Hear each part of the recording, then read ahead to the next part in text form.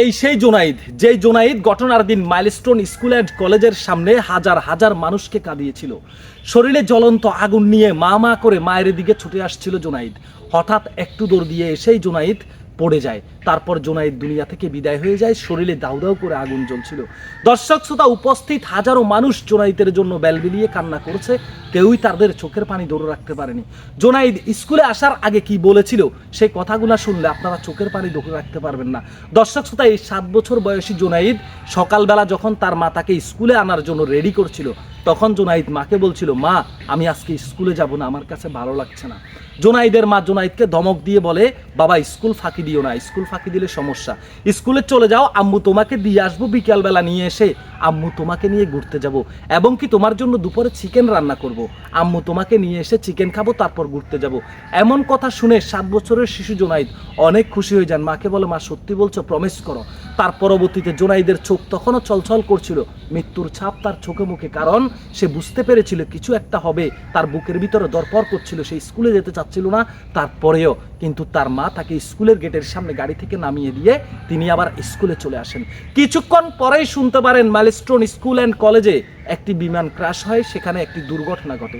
এটা শুনে জোনাইদের মায়ের হাত থেকে চিকেনের পাতিলটা হাত থেকে পড়ে যায়। এটা জোনাইদের মায়ের মুখের কথা। দর্শক শ্রোতা, দুটি হাত কাঁপছিল, আর ওই কাঁপন্ত দুটি হাত দিয়ে তিনি তার স্বামীকে কল করেন। জোনাইদের বাবাকে কল করে বলেন, স্কুলে নাকি বিমান বিস্ফোরণ হয়েছে, আমার ছেলে জোনাইদ কেমন আছে? মা বাবা দুজনেই ছুটে যান মাইলস্টোন স্কুল অ্যান্ড কলেজের সামনে, গিয়ে একটু দাঁড়িয়ে সন্তানকে খোঁজার চেষ্টা করে। ঠিক সেই মুহূর্তে সৃষ্টিকর্তার রহমতে জোনাইদ তার মাকে দেখতে পায়, এবং মায়ের দিকে দৌড় দিয়ে আসছিল। শরীরে জ্বলছে ধাউ ধাউ করে আগুন, গায়ের পোশাকগুলা আগুনের লীলাশিকায় জোরে পড়ে যায়। সেখানে একটু দৌড় দিয়ে আসতেই জোনাইদ পড়ে যায়। মা চিৎকার করে উঠে আব্বা করে ডেকে জোনাইদকে বুকে নেওয়ার চেষ্টা করে। হাজার মানুষ সেখানে তখন অজরে কাঁদছে।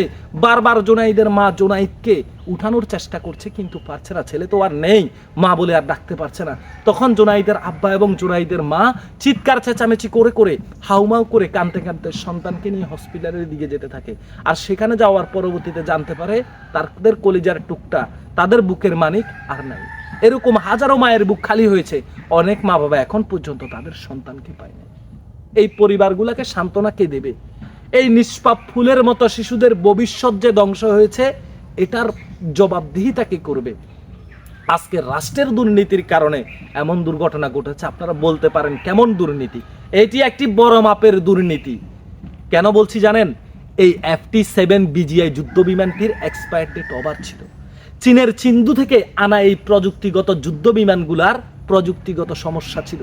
চীনের সিন্ধু থেকে তাদেরকে 2022 সালে অবগত করা হয় বাংলাদেশ বিমান বাহিনীকে, যে এই বিমানগুলার প্রযুক্তিগত সমস্যা আছে, অনেক দুর্ঘটনা ঘটতে পারে। বিমানগুলা চেঞ্জ করে আপনারা কিছু টাকা দিয়ে নতুন প্রযুক্তি নিয়ে যান, কিন্তু অর্থের জন্য বাংলাদেশ বিমান বাহিনী পারল না বিমানগুলা পরিবর্তন করতে। অথচ এদিকে সরকার এসে মাইলস্টোন স্কুল এবং কলেজের ছাত্রছাত্রীদের জন্য আর্থিক সহযোগিতা চায়।